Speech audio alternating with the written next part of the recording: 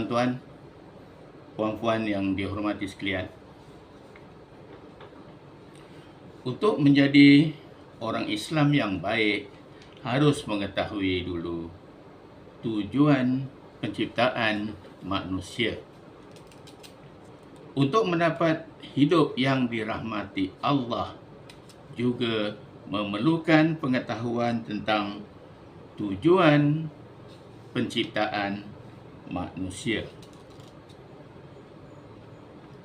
Artinya, tujuan penciptaan manusia ini adalah pengetahuan paling asas yang kita perlukan untuk menjadi seorang Islam yang baik. Dan pengetahuan paling asas yang diperlukan untuk mendapat rahmat Allah. Pendek kata, untuk menjadi orang Islam yang baik, untuk hidup yang boleh mendapat rahmat Allah, mau tak mau, kena tahu dahulu tujuan penciptaan manusia. Jadi, pengetahuan tentang tujuan penciptaan manusia adalah ilmu yang paling asas untuk menjadi seorang Islam yang baik dan yang dirahmati Allah. Dengan kata lain, tujuan penciptaan manusia harus diketahui terlebih dahulu sebelum kita belajar tentang hal-hal agama. Artinya, sebelum kita belajar tentang muamalat, sebelum kita belajar tentang ibadah dan cara-cara beribadah dan sebagainya, apa yang boleh dan tidak boleh kita lakukan dan sebagainya, harus berpandukan kepada pengetahuan tujuan penciptaan manusia. Jika tidak, ditakuti lain yang Allah suruh, lain pula yang kita lakukan. Ditakuti juga cara kita beribadah boleh menjadikan bentuknya yang tidak tentu hala. Tidak tahu yang mana yang diredai, tidak juga tahu yang mana tidak diredai. Tuan-tuan, puan-puan, saudara-saudari yang dihormati sekalian. Jadi, konten video saya ini akan menerangkan tentang tujuan penciptaan manusia. Ini ialah pengetahuan tentang tujuan penciptaan manusia, atau apakah tujuan Allah mencipta kita dan meletakkan di bumi ini. Tujuan penciptaan manusia adalah untuk dijadikan khalifah. Hal ini disebut oleh ayat 30 Al-Baqarah yang menyebut, sesungguhnya aku hendak menjadikan seorang khalifah di bumi. Saya ulang penting ni. Sesungguhnya aku hendak menjadikan seorang khalifah di bumi. Artinya, Allah mencipta kita dan meletakkan di bumi ini tujuannya untuk dijadikan khalifah. Maksudnya, harus difahami bahawa maksud ayat 30 itu tadi Allah menyuruh semua manusia menjadi khalifah. Menjadi khalifah. Jadi persoalan kita sekarang ialah siapakah khalifah itu? Atau macam mana hendak menjadi seorang khalifah? Siapakah khalifah? Jadi tentunya saudara-saudari, tuan-tuan, nak tahu bagaimana cara menjadi seorang khalifah di bumi ini sekarang ini.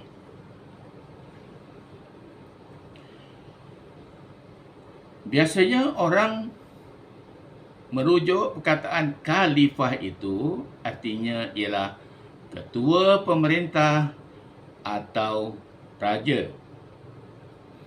Tetapi mengikut ayat 30 itu tadi, saya nak jelaskan bahawa khalifah dengan maksud seperti mana yang disebut oleh beberapa ayat Quran yang saya temui. Maknanya bukan lagi menyentuh tentang khalifah yang bermaksud ketua pemerintah atau raja. Baik, saya mulakan dengan menyatakan bahawa seruan menjadi khalifah itu adalah buat kita semua. Allah menghendaki kita semua menjadi seorang khalifah di bumi. Sebelum kita membincangkan lebih lanjut siapakah khalifah itu, kita lihat dulu mengapa Allah menghendaki manusia menjadi khalifah. Maksud di sini ialah apakah alasan Allah menyuruh kita menjadi khalifah itu.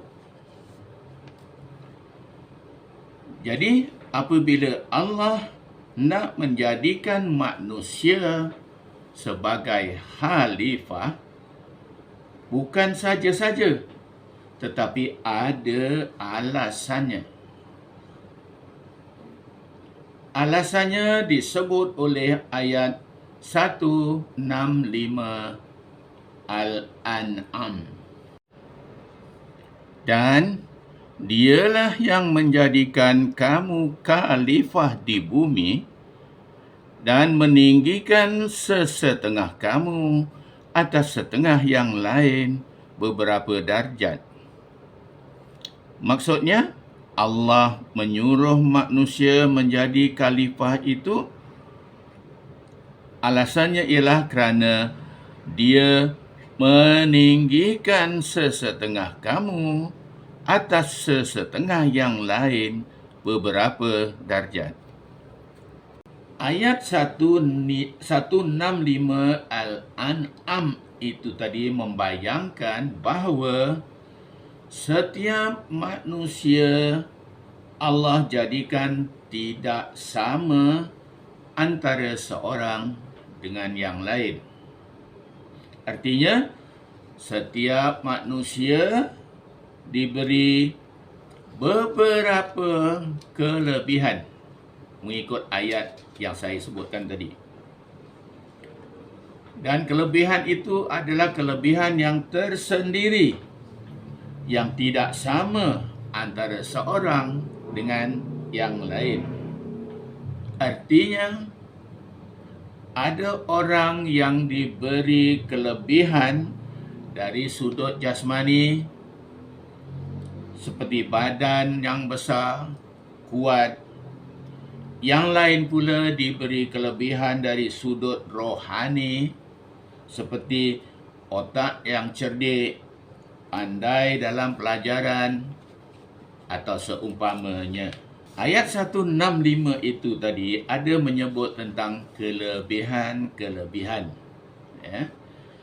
Kelebihan sama ada jasmani atau rohani.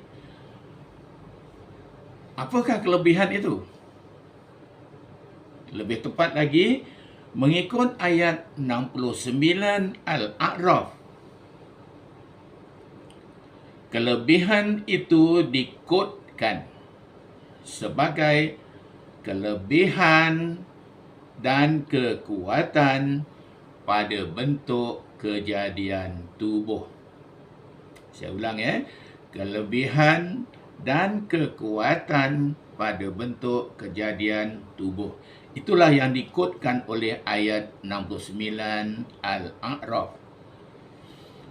Tetapi jangan lupa, manusia ini adalah makhluk yang dibina dari dua unsur, iaitu jasmani dan rohani. Yang jasmani itu ialah tubuh badan kita dan segala anggotanya, kaki, tangan dan seumpamanya, termasuk dalam badan. Yang dalam badan ialah seperti hati, jantung, paru-paru, sistem saliran darah, saraf dan sebagainya. Yang rohani itu ialah akal, emosi, naluri dan sebagainya.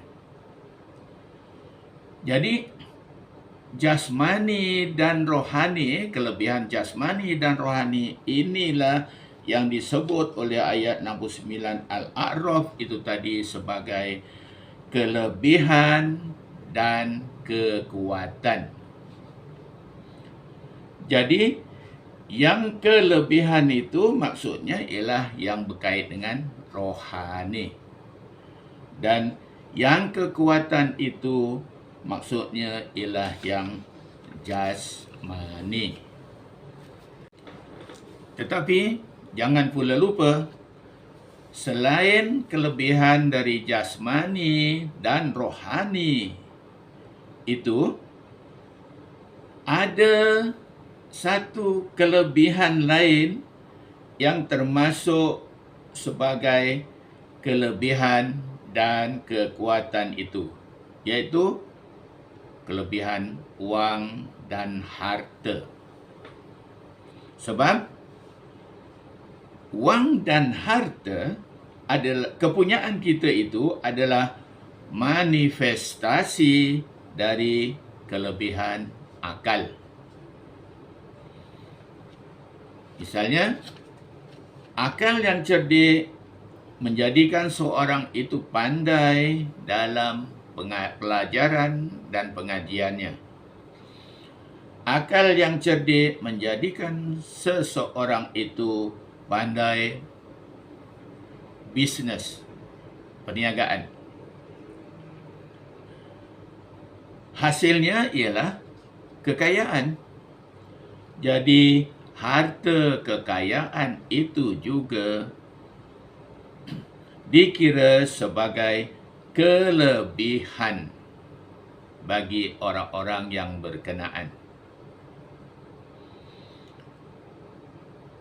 Jadi, apa yang dapat kita lihat ialah fenomena ada orang kaya, ada orang miskin.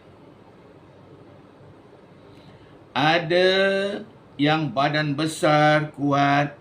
Ada yang badan kecil, tidak kuat. Ada pula yang OKU. Ada pula lagi yang lembam akalnya. Jadi, hendak disebutkan di sini ialah semua aspek inilah yang Allah jadikan alasan untuk menyeru manusia agar menjadi khalifah. Nah, kita lihat penjelasannya. Di sisi Allah Subhanahu wa ta'ala, kelebihan-kelebihan itu dilihat sebagai nikmat-nikmat Allah. Hal ini disebut oleh ayat 69 Al-A'raf maka kenanglah akan nikmat-nikmat Allah supaya kamu berjaya. Jadi, oleh kerana itu adalah nikmat-nikmat Allah, ayat yang sama itu menyeru, maka kenanglah.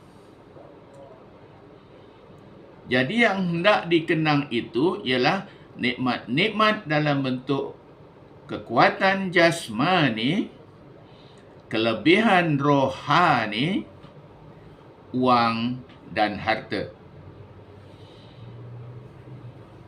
Bagaimana caranya mengenang itu?